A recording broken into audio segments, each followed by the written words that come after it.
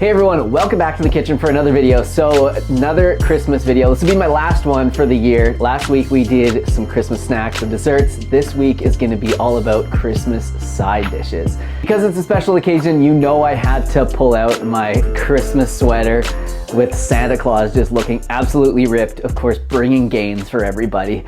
And I used to have sleeves, but I don't know, I cut those off a long time ago. I think it's better without them. Anyways, I have some delicious recipes lined up for this video. I'm gonna be showing you how to make vegan scalloped potatoes, a green bean casserole, and an amazing Christmas salad with a delicious Dijon and citrus dressing. So I don't know about you guys, but the side dishes to big meals like Christmas and Thanksgiving have always been my favorite parts, even before I went vegan. And the thing is, a lot of these dishes, even though they're made mostly of vegetables, are not usually vegan friendly. At least a lot of the recipes aren't. There's gonna be like cheese in it and heavy cream and all that sort of stuff. So these are fully veganized versions. Let's start with the scalloped potatoes. They're absolutely amazing. Ho, ho, ho. The recipes will be written in the description box down below. So first, preheat the oven to 350 degrees and also a medium-sized saucepan to about medium heat. And next, we're gonna chop a medium-sized onion and some garlic. Check this out. This is a hack I've been using lately because we've been getting some strong onions and it messes with my eyes. And when I'm filming, it's kind of bad because it looks like I've been like crying. So I'm just gonna throw my ski goggles on for this. So chop the garlic and the onions and saute those in the saucepan until soft. Should take about 5 minutes. Then add 3 tablespoons of mustard, 2 teaspoons of thyme, 1 teaspoon of rosemary, 1/4 teaspoon of nutmeg, 1 teaspoon of Bragg's liquid soy seasoning. You could use tamari or soy sauce if you want, 2 tablespoons of nutritional yeast, and a pinch of salt and pepper. And give that a good stir. Then turn down the heat and add 2 cups of unsweetened and unflavored soy milk and gently heat this through. You don't want to bring it to a boil. So you definitely want to use the most neutral flavored non-dairy milk that you can. Like we tried this with an oat milk as well and it worked.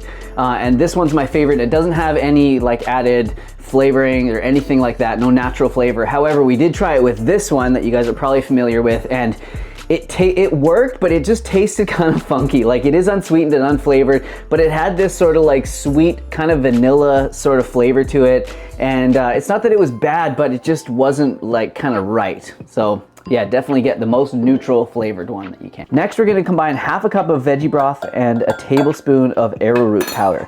So this is gonna help to not only thicken this up, but also add more volume and a little bit more flavor. Add that to the saucepan, mix it in, and then just kind of keep it on that nice low heat. So while that's doing its thing and thickening up, I'm gonna slice up some potatoes. I'm gonna be using a mandolin slicer for this. So you wanna use a nice starchy potato like these russet potatoes or maybe like a Yukon Gold.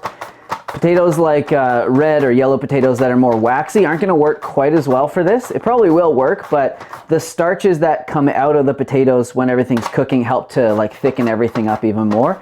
So that's kind of why these work best. Now in a large glass baking dish, I'm just gonna do 1 layer of potatoes, just overlapping them slightly, and then cover them with a bit of sauce. And then just repeat this step, adding layers of potatoes and sauce until all the sauce is used up. And if you have any left over, pour it over the top, and then bake the potatoes in the oven for 1 hour and 50 minutes at that 350 degrees Fahrenheit. So I just remembered I had some of this oat nog in the fridge and I figured I might have a little bit while I'm filming this video. Wow, that's good. Oh, they recommend it with spiced rum. Okay. All right, so next let's make that green bean casserole. First thing we've got to do is get ready because we're chopping more onions. I'm chopping up 1 medium-sized yellow onion and then what's gonna be about 3 cups of chopped white mushrooms. It'll probably be around 12 mushrooms. Then put those into a preheated large pan and saute those until they're very soft. Then add 3 cloves of chopped garlic, saute that together for a few minutes. And next we're gonna add some seasoning. So 2 tablespoons of nutritional yeast, half a teaspoon of smoked paprika, 1/4 teaspoon of nutmeg, and then a half a teaspoon of salt, half a teaspoon of black pepper. So now I'm gonna add about half of this mixture to the blender. Oh, that was more than half. And blend that together with a cup of unsweetened, unflavored plant milk. All right, and then just blend it up a bit. It doesn't have to be like completely smooth, like a smoothie or something like that, but yeah, you just wanna combine those ingredients and then back into the saucepan and back on the stove. Add 1 more cup of plant milk, and then I'm gonna add a tablespoon of granulated onions. So basically we've just kind of made like a mushroom soup. So that doesn't really have to cook or anything. You just want to like heat it up nicely and make sure all the flavors kind of all mingle together and all that. So next you just want to get your green beans, or in this case, green and yellow beans. I just thought it would look nice. And then put them into a glass baking dish. So I'm just using frozen green beans for this, and these work perfectly for this recipe actually. You could probably use fresh beans if you want. Next, just pour that mushroom sauce on top. And then add some crispy fried onions if you want. This is kind of traditional on these kinds of beans, but you obviously don't have to have them on there. And then fire it into the oven. It's probably gonna take about 35 to 40 minutes at 350 degrees. All right, so while that stuff's cooking, it's gonna give us the perfect amount of time to throw together a quick salad and that delicious dressing to go with it. So this salad is all about being like bright and colorful, and the flavors are a little bit different than what you would usually combine just for like a regular garden salad. I think it's gonna be really good. So I'm just gonna use a bunch of this pre-washed spring mix. Of course, you could use any green you'd like. I think arugula would be especially good with this. So next I'm just gonna get all the toppings ready just so I can kind of like arrange everything nicely.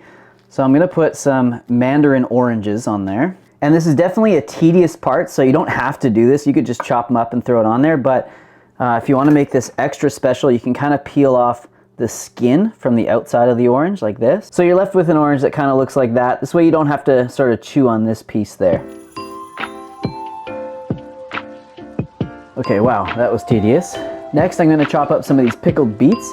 If you just want to use regular steamed beets, those would work as well. And then I'm going to finely chop about 1/4 of a red onion. So I've got that arranged nicely on the top of the salad, and I'm just going to add some pecans and some dried cranberries. And then last, just to top it off, I'm going to crumble on some of this vegan feta. So now I'm gonna put the salad aside and make this delicious dressing. So of course you could use this dressing at any time of the year, but I think it's gonna go really good on this salad. So you wanna start by juicing a whole orange. You want about 1/3 of a cup of juice. 2 tablespoons of rice vinegar, 2 tablespoons of Dijon mustard, 1 tablespoon of maple syrup, 1/4 teaspoon of salt, a pinch of pepper, then whisk this all together. Then whisk in 1 tablespoon of tahini. And then as usual, just give that a little taste to make sure that it's good before you commit to it. Yeah, that's the best. And then I'm just gonna pour it into a bowl and put it in the middle of the salad until it's ready to be served. Oh, and perfect timing. Everything's ready in the oven.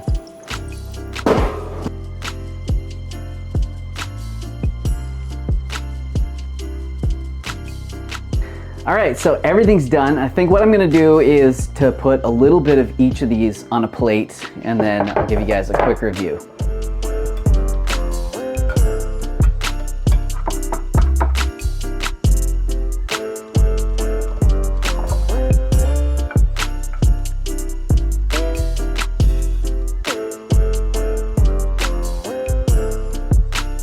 All right, so first I'll try the salad.